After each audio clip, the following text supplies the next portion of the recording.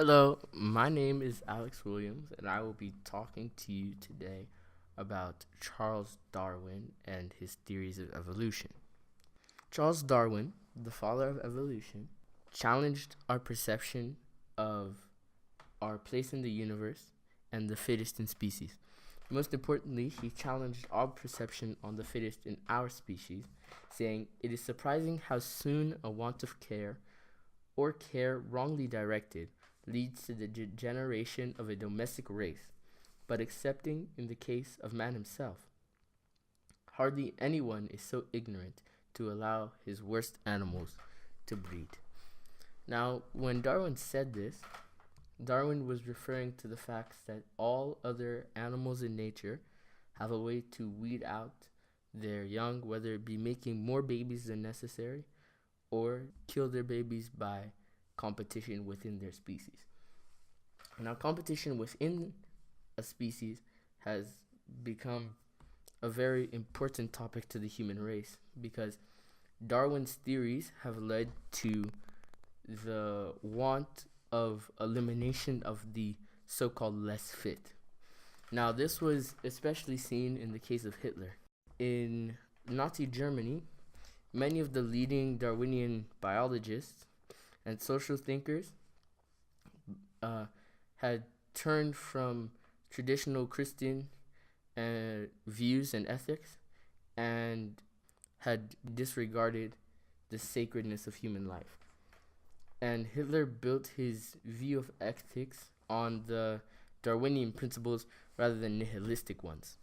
So this means that even though they were Christians, they had turned their back on the Christian faith and the Christian belief and no longer saw life as sacred, but only as part of an evolutionary process to weed out the less fit and to help the more fit strive, which in Hitler's case was the blonde-haired and blue-eyed Aryan race.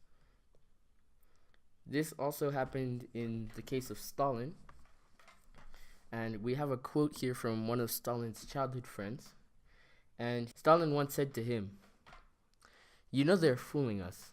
There is no God." And his friend was astonished at these words. He had never heard anything like it before. He asked, "How can you say such things?" And Stalin replied, "I'll lend you a book to read. It will show you that the world and all living things are quite different from what you imagine.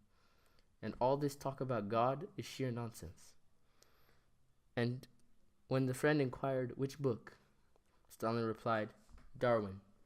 You must read it." Stalin forthwith went on in his life to becoming a supreme leader and dictator of the Russian and Soviet Empire, and he did kill many to his subject who could have been deemed to be less fit. There are other things that can make a person less fit. Darwin touched on racism, once saying in his book, The Descent of Man, "The break between man and his nearest allies will be wider, for we will intervene between man and a more civilized state, as we may hope, even in the Caucasian and some ape as low as a baboon, instead of as now between the Negro or the Australian and the gorilla." So here we see Darwin making a case as to why a certain race may be less fit. And though Darwin was never an out-and-out supporter of slavery, his comments in his book justified slavery by demeaning the Negro race, and therefore putting a justification on slavery and therefore racism. In conclusion, Darwin's statements in The Descent of Man have brought us to challenge our beliefs on where we are in the world and how competition impacts our survival and therefore makes us question who are we and has affected that question dramatically. Thank you.